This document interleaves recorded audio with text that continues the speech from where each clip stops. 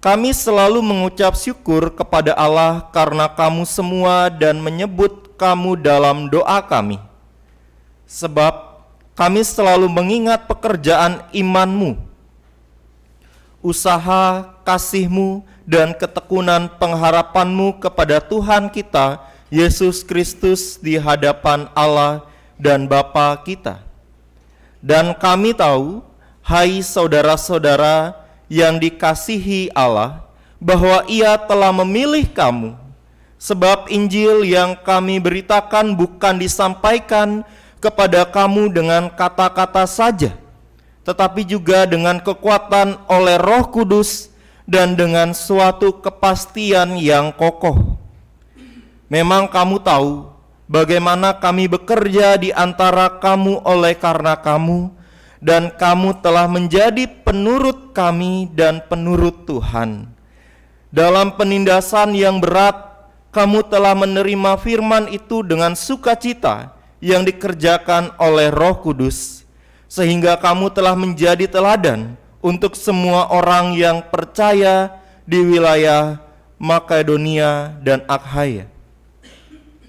Karena dari antara kamu firman Tuhan bergema, bukan hanya di Makedonia dan Akhaya saja, tetapi di semua tempat telah tersiar kabar tentang imanmu kepada Allah, sehingga kami tidak usah mengatakan apa-apa tentang hal itu.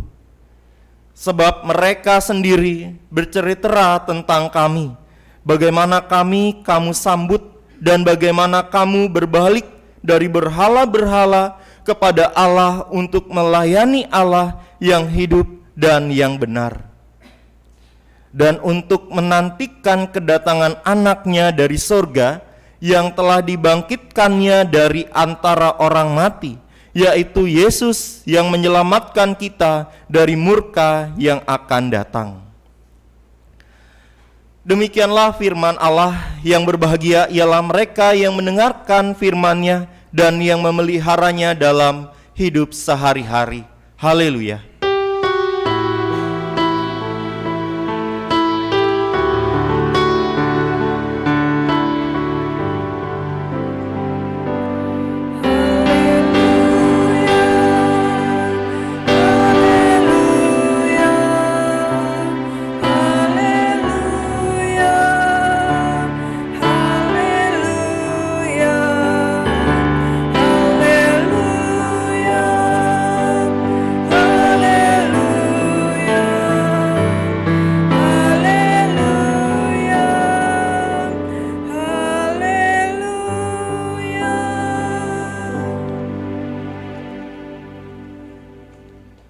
Shalom. Jemaat yang dikasihi Tuhan, ada sebuah film yang berjudul Avengers Endgame. Ini salah satu film terlaris di dunia gitu ya. Kalau tidak salah antara peringkat 1 atau 2. Kita tidak akan bahas filmnya karena filmnya cukup panjang gitu ya. Ada satu bagian dari film ini yang menarik ketika di awal-awal film mulai. Bagiannya adalah, jadi kalau ceritanya kan setengah penduduk dunia hilang gitu ya. Lalu 5 tahun kemudian dalam scene film itu ada sebuah atau sekelompok manusia yang sedang duduk melingkar, lalu mereka saling bercerita satu dengan yang lain tentang perasaan yang mereka sedang rasakan. Jadi kalau dalam film itu dikisahkan, oh iya saya merasa kehilangan. Tiba-tiba orang yang saya kasihi, yang saya punyai hilang begitu saja tanpa ada sebuah kejelasan gitu ya. Jadi dalam adegan ini terjadilah saling cerita satu dengan yang lain. Atau dalam bahasa umumnya kita mengenalnya dengan sebuah support group. Bapak Ibu jemaat sekalian, ada yang pernah mengikuti hal ini? Support group. Ini adalah sebuah persekutuan yang bisa hadir dalam sebuah situasi gitu ya. Gereja adalah salah satu support group di dalam kehidupan manusia. Ya, kita dipersatukan di dalam Kristus gitu ya, sebagai Tuhan dan Juru Selamat. Ada juga support group yang mempunyai satu keunikan. Contohnya mungkin support group ketika dalam sebuah keluarga ada anggota keluarganya yang berkebutuhan khusus. Atau support group yang dibentuk oleh karena mereka mempunyai latar belakang yang sama. Contohnya seperti survivor kanker gitu ya, cancer. Atau mereka yang sedang berjuang untuk pengobatan. Nah, ini menjadi sesuatu yang sangat baik di dalam kehidupan yang sekiranya bisa kita lakukan baik di gereja maupun di keluarga. Mengapa? Karena kita sebagai manusia membutuhkan yang namanya dukungan. Yang menarik dalam support group ini, Bapak Ibu Jemaat sekalian, yang saya lihat dan saya coba untuk dalami, ketika orang lain bercerita, itu umumnya tidak ada sebuah intervensi, tidak ada sebuah kalau bisa dikatakan mungkin khotbah atau menggurui. Jadi intinya adalah bagaimana kita bercerita dan bagaimana kita menyampaikan apa yang kita rasakan. Banyak pencandu alkohol gitu ya, yang ketika mereka masuk dalam support group untuk keluar dari kecanduannya, pada akhirnya berhasil. Oleh karena ada rasa didukung, oleh karena ada rasa didengarkan. Bukan lagi soal dibilangin, bukan lagi soal dikhotbahin gitu ya.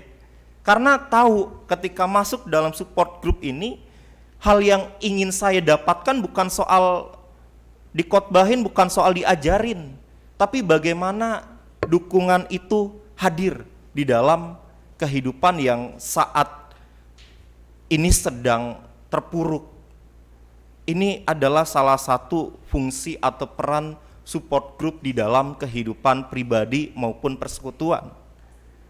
Bacaan kita 1 Tesalonika 1 ayat 1 sampai 10 menggambarkan bagaimana sebuah dukungan baik yang diberikan oleh jemaat di Tesalonika kepada Paulus, Silvanus dan juga Timotius, serta dukungan yang juga diberikan oleh Paulus, Silvanus dan Timotius kepada jemaat di 1 Tesalonika ini, kepada jemaat di kota Tesalonika. Kita melihat bagaimana kedekatan antara Paulus bersama dengan jemaat di Tesalonika. Memang jemaat ini yang membentuk gitu ya, atau jemaat ini yang memelihara, yang menguatkan adalah Paulus. Tetapi pada saat itu Paulus tidak selalu beserta dengan jemaat. Pada saat itu surat menjadi salah satu media untuk menggambarkan, untuk menceritakan, memberikan semangat kepada jemaat di Tesalonika. Kalau sekarang kita sangat terbantu gitu ya Bapak Ibu jemaat sekalian dengan yang namanya media sosial. Kita bisa berkirim pesan kepada teman-teman kita, saudara kita, memberikan dukungan kepada saudara teman kita yang jauh dari antara kita. Tetapi seringkali kita lupa kepada mereka yang dekat dengan kita. Yang jauh disemangatin, yang dekat udahlah, karena tiap hari ketemu gitu ya, tiap hari ngobrol, tiap hari berjumpa, ya udahlah biasa aja. Bahkan seringkali dicuekin gitu ya. Tapi ketika yang jauh, karena mungkin tidak bisa sering bertemu setiap saat, diberikan dukungan. Jemaat yang dikasihi Tuhan, Paulus memberikan sebuah pengembalaan kepada jemaat di Tesalonika. Pengembalaan bahwa Paulus bersyukur atas karya yang diberikan atau yang dilakukan oleh jemaat di Tesalonika. Karyanya apa? Melalui tindakan mereka, melalui pola hidup yang mereka jalani. Jadi kalau kesaksian itu bisa berbagai macam bentuknya. Tidak ada yang lebih baik daripada yang lain. Semuanya baik gitu ya.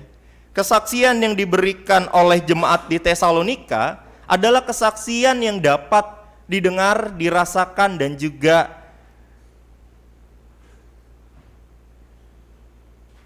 dihidupi oleh orang-orang yang mereka jumpai. Sehingga Paulus di dalam suratnya, nggak perlu ngobrol sama yang lain, nggak perlu menulis orang Kristen di Tesalonika, tetapi dengan gaya hidupnya mereka memberikan kesaksian terhadap orang-orang di sana, kesaksian Kristus yang menjadikan mereka pribadi yang jauh lebih baik. Oleh karenanya kita melihat ungkapan syukur, kami selalu mengucap syukur kepada Allah karena kamu semua dan menyambut kamu dalam doa kami. Paulus mengucap syukur kepada Allah dan menyebut jemaat ini dalam doa. Bapak, Ibu, jemaat yang dikasihi Tuhan, coba kita tanya ke dalam diri kita pribadi lepas pribadi. Sudah seringkah kita menyebut pribadi-pribadi yang hadir dalam kehidupan kita di dalam doa kita? Baik dalam doa persekutuan, tengah keluarga, ataupun di dalam doa pribadi kita. Coba kalau kita renungkan dalam keseharian hidup kita, apakah kita terlalu banyak mendoakan diri kita atau mendoakan anggota keluarga yang kita punya? Iya betul, mengasihi diri sendiri adalah salah satu wujud cinta kasih. Dan juga mengasihi keluarga kita, orang lain adalah salah satu wujud cinta kasih yang juga kita perlu sampaikan.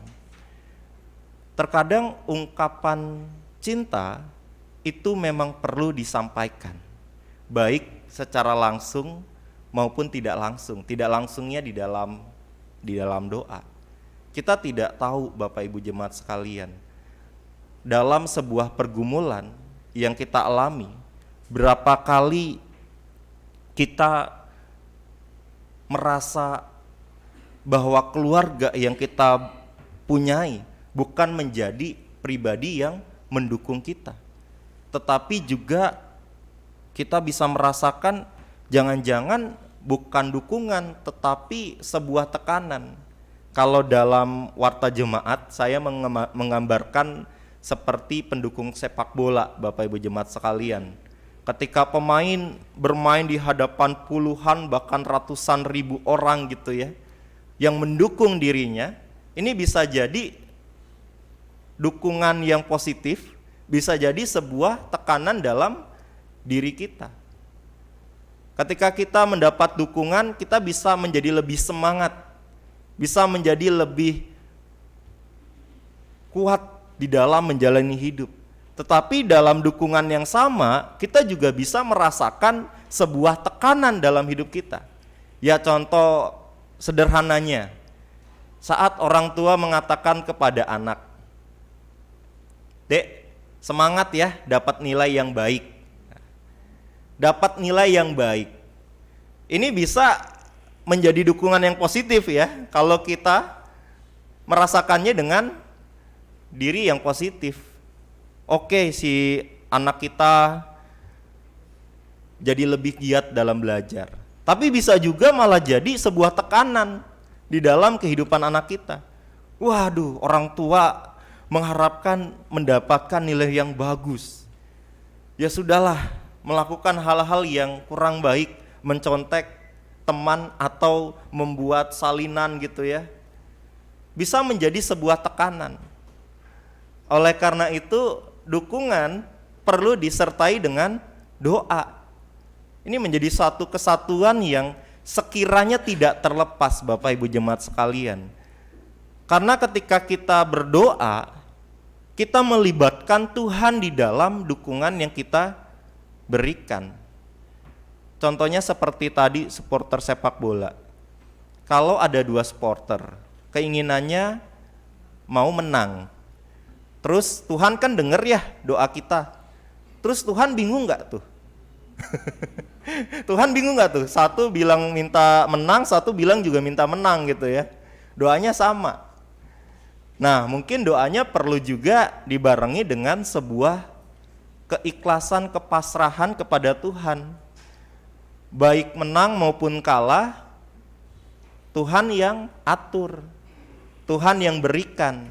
Itu membuat dukungan kita tidak menjadi seperti orang yang tidak mempunyai Tuhan gitu ya. Saat kita memberikan harapan kepada anak kita seperti tadi, semoga nilainya baik, sambil berdoa kepada Tuhan, nilainya baik, tentu dengan usaha yang baik juga. Kalaupun tidak baik, jangan sampai dirinya menyerah, jangan sampai dirinya terpuruk dalam kegagalan. Itu kan doa gitu loh. Jadi dukungan dan doa perlu juga diberikan dalam waktu yang bersamaan. Karena kalau dukungan hanya dukungan saja tanpa doa, takutnya tadi jadi sebuah tekanan, jadi sebuah pressure. Nah, pada saat ini kan akan ada peneguhan panitia Natal dan Paskah gitu ya. Panitia Natal 2023 dan Paskah 2024. Kita mendukung, iya, kita dukung panitia ini. Tetapi bukan hanya dukung doang, kita juga doakan agar panitia dapat berpelayanan dengan maksimal, agar panitia dapat melakukannya dengan seturut kehendak Tuhan. Ini adalah dukungan sekaligus doa di dalam kehidupan kita hari lepas hari. Begitu juga di dalam relasi suami istri. Di dalam situasi saudara, adik dan kakak. Ketika kita mendukung, sertakan juga di dalam doa. Agar dukungan itu tidak menjadi sebuah tekanan, tetapi sebuah harapan yang kita punya dan sekiranya Tuhan juga punya. Bapak Ibu jemaat yang dikasihi Tuhan, keluarga sekiranya menjadi sebuah support group, sebuah tim yang saling mendukung satu dengan yang lain. Terkadang kita butuh untuk mendengarkan, bukan didengarkan. Terkadang kita butuh menceritakan apa yang kita rasa, bukan apa yang kita pikirkan untuk orang lain dengarkan. Oleh karenanya support group menjadi sebuah hal yang mau kita bangun, baik di tengah keluarga maupun di tengah persekutuan gereja Tuhan. Gereja mempunyai keterbatasan, Bapak Ibu jemaat sekalian. Mempunyai sebuah keterbatasan. Maka dari itu gereja bukan hanya di sini. Gereja di keluarga itu pun gereja. Jadi sekiranya kita jangan membatasi gereja itu, oke, Jalan Batu Wulung, Jalan Batu Mutiara, Gereja Kristen Indonesia, lingkup jemaat, klasis, sinode wilayah, sinode. Gereja ya keluarga yang kita punya. Gereja adalah persekutuan yang kita miliki. Pertemanan kita, persaudaraan kita, keluarga yang kita punyai, itu adalah gereja. Maka dari itu sekiranya sama seperti relasi antara Paulus dengan jemaat di Tesalonika, saling mendukung, saling menguatkan. Jemaat di Tesalonika dikuatkan melalui pengembalaan yang Paulus lakukan, melalui firman yang mereka gumuli, melalui perbuatan yang mereka lakukan, hingga Kristus dimuliakan melalui perbuatan yang jemaat lakukan. Dan itu sekiranya yang kita juga punyai di tengah keluarga kita, keluarga yang saling mendukung dan mendoakan. Sekiranya kita bawa terus keluarga yang kita punyai dalam doa kita kepada Tuhan, baik secara pribadi maupun dalam persekutuan keluarga kita. Amin.